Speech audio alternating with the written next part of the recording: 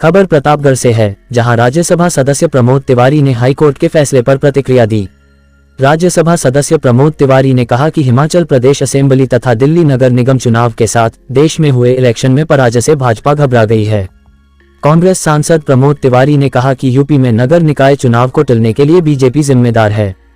सांसद प्रमोद तिवारी ने कहा कि सरकार ने कोर्ट के पूर्ववर्ती निर्देशों का जानबूझकर पालन न करते हुए नगर निकाय चुनावी अधिसूचना जारी कर दी थी। सांसद प्रमोद तिवारी बोले कि जब भी निकाय चुनाव होंगे भाजपा को करारी हार मिलेगी। कांग्रेस विधानमंडल दल की नेता आराधना मिश्रा मोना ने भी निकाय चुनाव टलने को भाजपा के गैर जिम्मेदारानापन पर तीखा हमला बोला। विधायक आराधना मिश्रा बोली कि महंगाई व बेरोजगारी को लेकर यूपी के लोगों में भी भाजपा को लेकर गुस्सा बना है। राज्यसभा सदस्य प्रमोद तिवारी तथा विधायक आराधना मिश्रा प्रतापगढ़ के रामपुर खास में 4 करोड़ की लागत से पेयजल योजना की आधारशिला रखी। मुरैनी में आयोजित जनसभा में सांसद प्रमोद तिवारी व विधायक मोना ने विकास पर जोर दिया। हमारी कोशिश होगी कि 2023 बीतते यानी 1 साल 1.25 साल बाद यही आऊंगा, इसी पानी की टंकी से पानी पीऊंगा और तू सब कुछ खवा पिया देगा तो होकर खाओ। लिए तैयार रहा बस ज्यादा न कहकर मैं आप सबसे विदा दूंगा। गीत संगीत का कार्यक्रम चलता रहेगा। एक आदमी ने नहीं सुना है उसको सुनूंगा। हमारे यादव जी भी आए, सब लोग सारे कलाकार यहाँ इकट्ठा है। मैं आप सबसे इतने कहकर विदा लूंगा। हमारा तुम्हारा ये नाता 45 साल का हो गया, इसको मजबूत करना है, कमजोर मत करना। इतना जरूर जो मैंने कहा है, मैं भी अपना वचन निभाऊंगा। धन्यवाद। जय हिंद। प्रणाम। है तो खून बहा के वोट लोगे मुरैनी में, भूल जाओ। प्रमोद तिवारी अभी जिंदा है, किसी माई के लाल में दम नहीं है। खून बहाना तो छोड़ दो, खून बहाने की सोचना भी मत। यहां सारा गरीब मेरा परिवार है और मैं तुम्हारी ताकत अच्छी तरह जानता हूं। यूं कर दूंगा टूट के गिर जाओ। तुम मत बताओ, अभी सांगीपुर की जनता भूली नहीं है।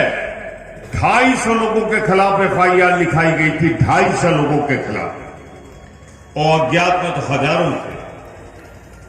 क्या हुआ था सांगीपुर के में ब्लॉक में मीटिंग चल रही थी, हम थे, प्रमुख जी थे, मोना जी थी, हमारी मीटिंग चल रही थी। वीडियो ने रोका कि साहब जी प्रमोद जी मोना जी की मीटिंग चल रही है, अभी न जाइए। शायद वो नहीं जाना चाहते थे, लेकिन पीछे से धक्का देने वाले ले आए। मोना जी ने अपनी कुर्सी दी, बैठाला, और उसके बाद आजकल पूरी भाजपा एक तरफ कोई ना आया हो। एक नए नए खटतौली करने वाले, मिलावट करने वाले बाहर निकल के मोना को गाली दे रहे हैं, गंदी गाली दे रहे हैं। और मैं सांगीपुर की जनता को प्रणाम करता हूं, बर्दाश्त नहीं किया।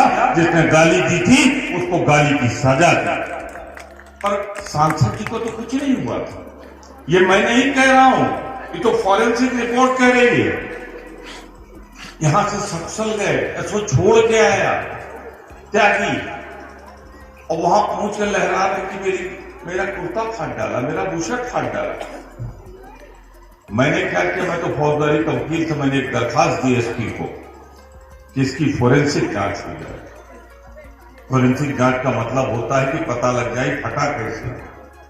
जब रखा गया माइक्रोस्कोप के नीचे तो रिपोर्ट आई कैंची से कटा है, कैंची से काटा है। वाले सांसद कसम खाते हुए मांग की, और प्रमोद तिवारी और उनकी बेटी सहित 500 लोगों को फंसाने के लिए कैंची से काट कर कहते हुए मुझको मारा पीटा गया। क्यों किया था उन्होंने मालूम है आपको? 307 का मुकदमा लिखाया था मेरे और मोना और 500 लोगों पे। मालूम है 3 साल में कितनी सजा होती है? 10 साल और आजीवन कारावास तक हो सकती है। तो उनका कोई इरादा और कुछ नहीं था। उनका इरादा था अगर 2 साल से ज्यादा सजा हो जाएगी तो मोना विधायक नहीं रहेंगी। सर, नगर निकाय को लेकर हाईकोर्ट ने अपने फैसला दिया है, इस पर क्या कुछ कहना चाहिए? देखिए, अभी कुछ दिनों पहले 2 सूबे और एक नगर निगम का चुनाव हुआ था, यानी तीनों जगह भाजपा थी।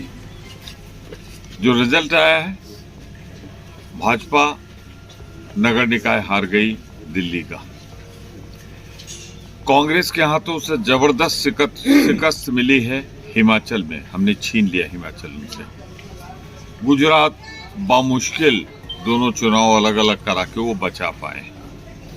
उत्तर प्रदेश में भी 3 चुनाव हुए थे बाई इलेक्शन, जिनमें हमने उन समाजवादी पार्टी ने उनसे पश्चिम की मुजफ्फरनगर की सीट छीन ली। रामपुर भी वो बेईमानी से जीते।